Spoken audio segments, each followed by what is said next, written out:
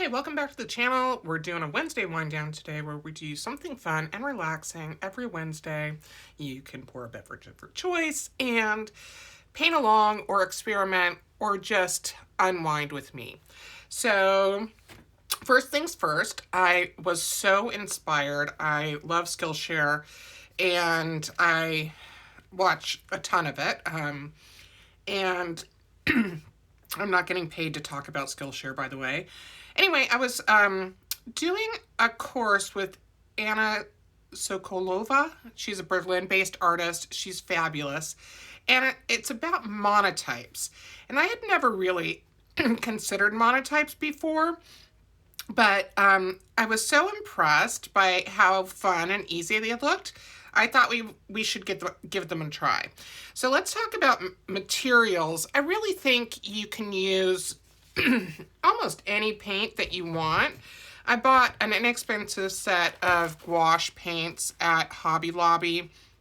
I did look for these materials, by the way, at Michael's, and I just really didn't find anything that I needed. So I ran over to Hobby Lobby, and for $8.99, I get 24 colors of gouache. That is water soluble. I think you could use watercolors, especially tube watercolors for this. The most important thing is paper, and this is really slick. And this paper is for, you know, all kinds of things. Alcohol inks, watercolors. You can use anything you want on it. The nice thing about this kind of slick paper is that it's reusable. So if you don't like something, you can literally wipe it off and start over. So I think that's going to be really great. It's not super cheap. It's 12 bucks for 12 pieces of paper. So, you know, $1 a sheet. You know, I'll definitely be looking for sales on this. But so we're going to go to monotypes, and it's basically a form of printmaking where this would be a monotype, where you get these really interesting combinations of colors and everything. So besides the gouache, I also dug out my alcohol inks. These are all pinata colors. I thought we might try some of those. I have some eyedroppers as well. What else do you need? A palette just to mix everything up, a scrap piece of paper to test your colors if you want. And then this is, I have dogs, so there's always dog hair everywhere. Anyway, you need a piece of glass or something slippery, even, you know, a piece of acrylic or one of those binder sheet things would work. So I happen to have a piece of glass. It's just from a picture frame. I am going to use a little bit of this tacky stuff to kind of keep my glass from wiggling all over. And then I got some other fun stuff to play with. You don't have to use any of this. Use what you have. The paper is the only thing that you'll really need if you don't have that. So, I don't know. I've never used these before, but they're mica powder, and they're in these really cool iridescent colors. And then I also got some little foil flakes. So I thought those could be really cool.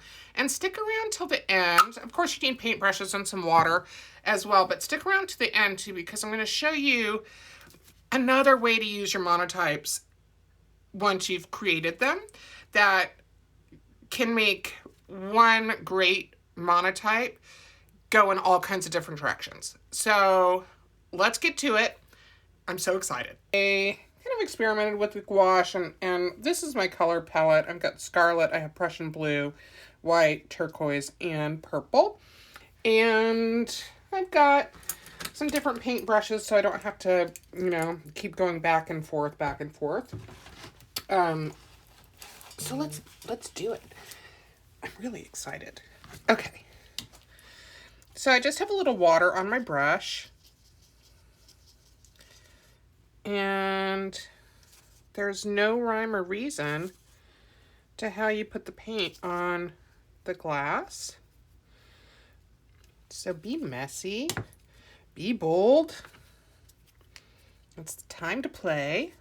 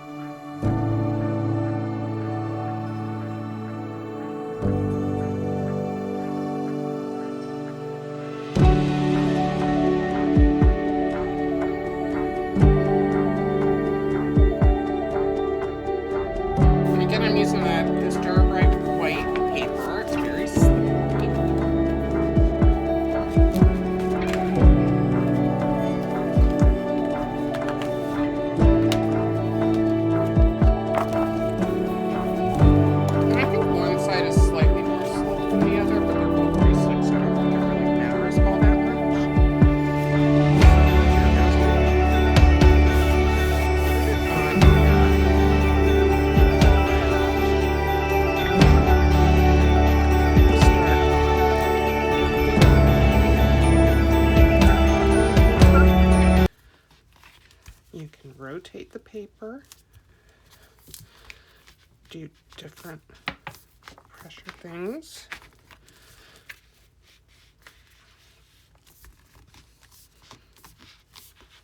I don't think there's a right or wrong.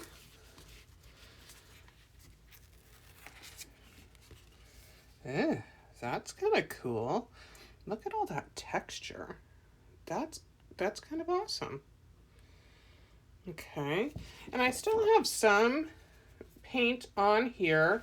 So I might just, and it's still wet, so I'm gonna maybe just add a little bit more. I really liked that scarlet on there. I love this turquoise. So I'm just gonna add a little bit more of this paint since I've got it on my palette. And I'm gonna try it with a half sheet this time.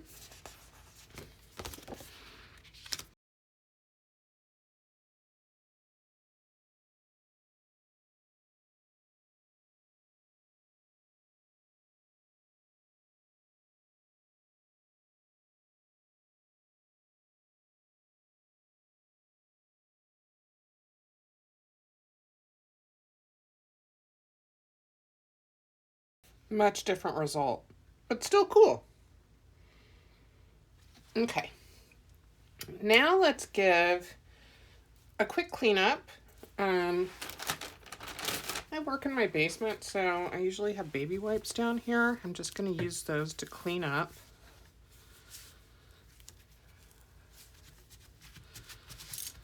If I were upstairs with a sink, I would just wash this off, but you know. Now I want to try the alcohol inks, and let's see. This is cool. It's a rich gold Senorita magenta. I'm often drawn to the same colors over and over again. Baja blue. Ooh, yeah, I love this one, the Calabaza orange. Okay, so these come in kind of a bottle with a tip on it like this. So I'm just gonna drop things around randomly and see what happens.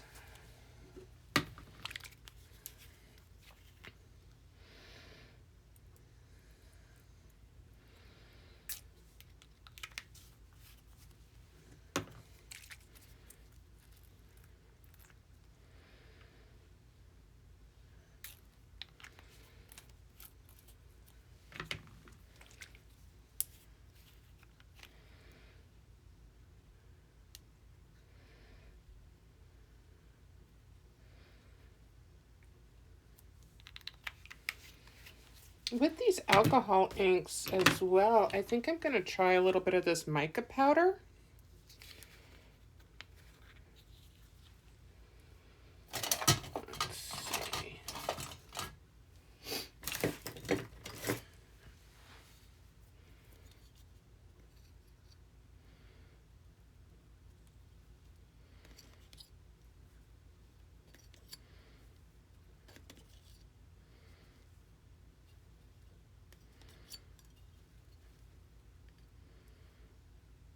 Okay, cool. Let's give it a try. Let's start with a full sheet and see how it goes.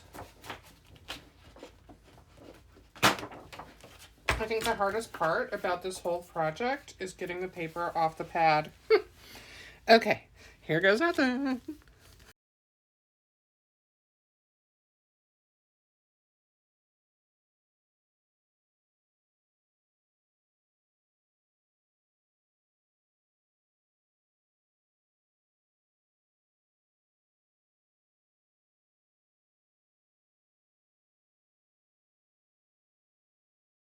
Oh, I think I'm in love with these alcohol inks on this paper. That is really cool.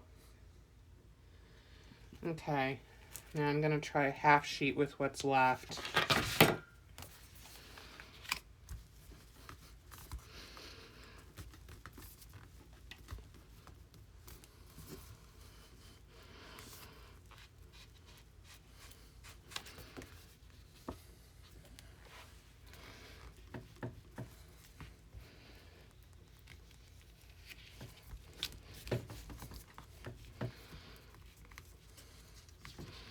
I should probably be wearing gloves with these alcohol inks.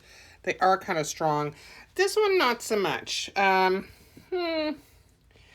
a little muddy for me, but there's still some cool stuff going on here.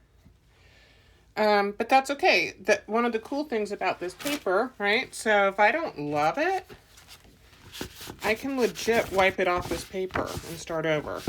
I don't know, the mica powder might make it more difficult. But since both sides of the paper are slick, I might leave this alone and just try again on the other side. I don't know.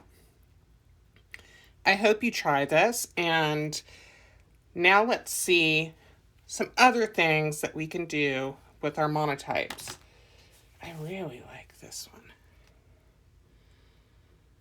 And of course I've done several others just to practice, and I'll show you those too. One here. I like this one a lot.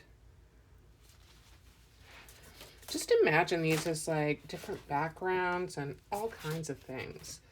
Let's see, I've got a couple more to show you. One here. Here. And here. Okay, let's see what else we can do with these. So this is kind of the bonus cool section. We've done our monotypes. I've snapped some photos with good lighting of the monotypes on my iPhone. Now I'm going into my iPad and I'm using an app called Procreate. It's a super powerful app for graphic design, digital artwork. It's really fun. I am not an expert at all. I am very much a beginner. But I thought it would be really cool to take something that we've made with our hands and put it into this digital platform and start just playing around. So once I import the photo of a monotype, I am literally just going to the toolbar and looking at hue saturation. I can play with colors. I can play with how strong they are. It's really, really fun. And you get a lot of different effects. So now I'm going back to the toolbar and I'm going to something called liquify. And there are many different options here. Right now I'm on the push mode. So I can push around. I can play with how big or small my push is. But I can simply push around different parts of this monotype. These kind of look like jellyfish to me, but I'm thinking that I want it a little bit stronger. Let's see.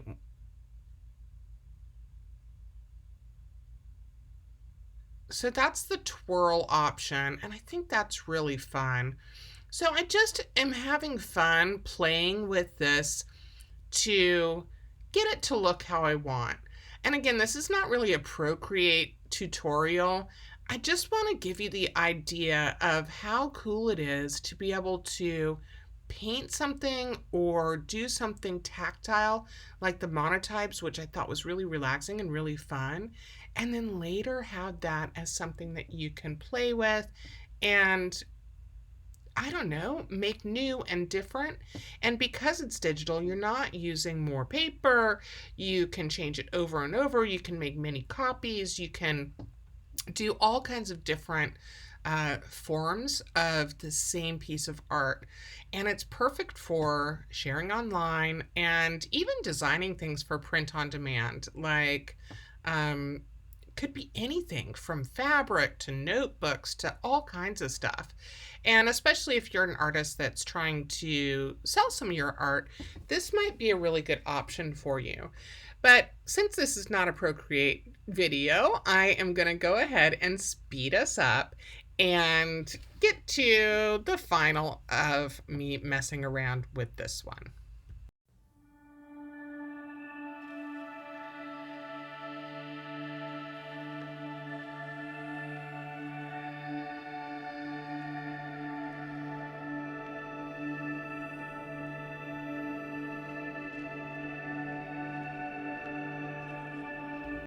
Okay, so I'm finished messing around, and look at how different a result I get between what I made and then how I used Procreate to do it. Okay, let's try one more.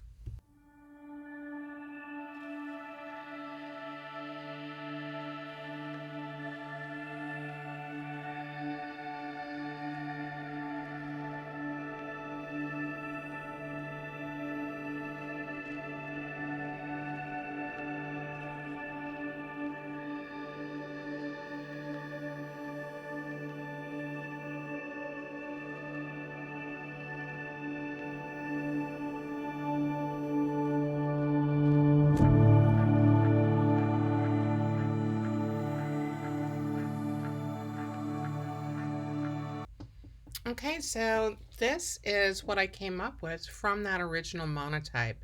And it was really, really fun to do. And I have my original. I can do this over and over again.